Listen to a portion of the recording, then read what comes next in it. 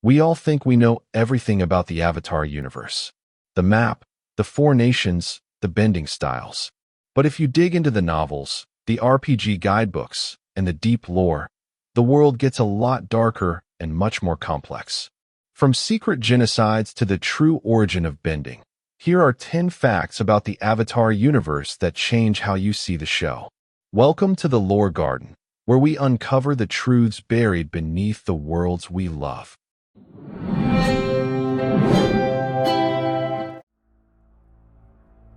1. Lion turtles gave energy, not elements. Let's start with the origin story. We know people lived on the lion turtles, but there's a massive misconception about what they actually did. The lion turtles didn't just hand out fire or water.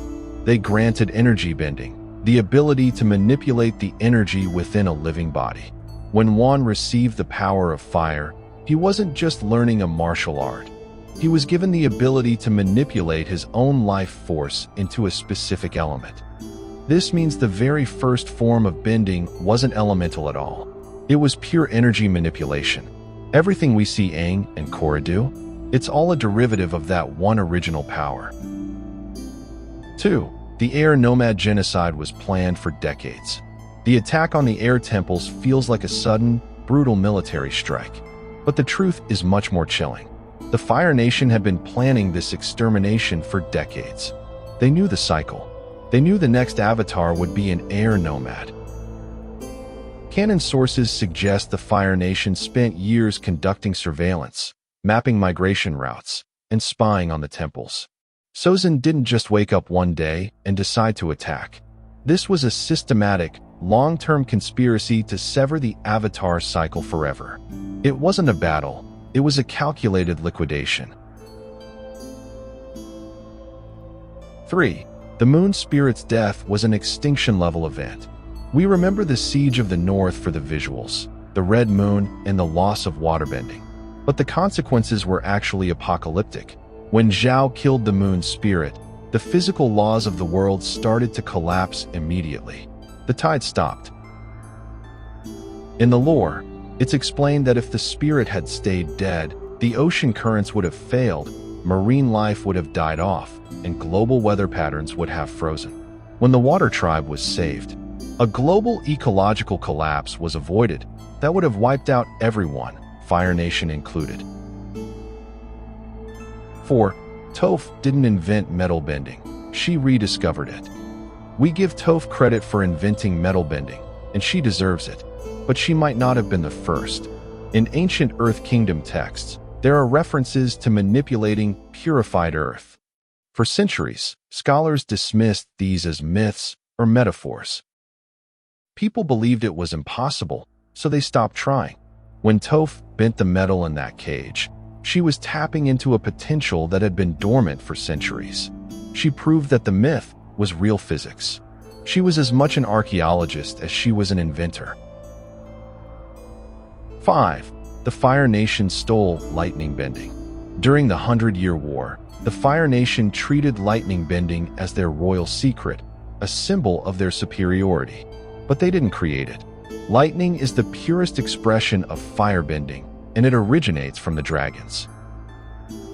The royal family simply observed the dragons, codified the breathing techniques, and then hoarded the knowledge. There are hints that the ancient Sun Warriors utilized lightning generation long before the Fire Lord's family ever weaponized it. They took a spiritual connection and turned it into a tool for execution. 6. The Dai Li are based on real history. The Dai Li are terrifying, but what makes them worse is their inspiration.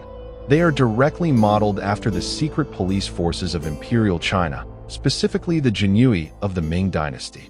Like the real-world inspiration, the Dai Li operated outside the law. They censored information, disappeared political dissidents, and used psychological conditioning to maintain order. Ba Sing Se wasn't just a city with a strict government. It was a fully operational police state where reality was curated by a shadow organization. 7. Past lives aren't just for avatars. This is a deep cut. We think talking to past lives is an avatar thing. But the Air Nomad monks actually had meditation techniques to access spiritual echoes of their ancestors. They couldn't fully embody them like Aang, but high-level monks could tap into the wisdom of those who came before.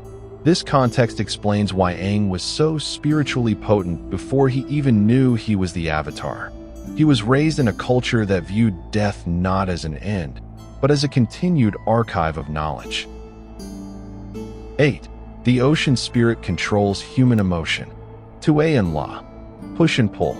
We know La is the ocean spirit, governing the water, but in the spiritual lore, La also exerts influence over the tides of human emotion. When the spirit world is out of balance, or when La is agitated, it can subtly affect the temperament of the people, making them more turbulent or aggressive. The spirits in Avatar aren't just distant gods. They are active forces that affect the psychology of the physical world. 9. Humans used Chi before they used bending.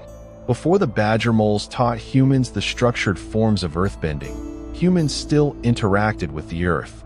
But they didn't bend it, they used raw Chi projection. Folklore describes this as speaking to the stone. It wasn't martial arts. It was a crude, inefficient projection of energy to move rocks. The badger moles didn't give humans the power. They taught humans the technique. They turned a blunt instrument into a precise tool.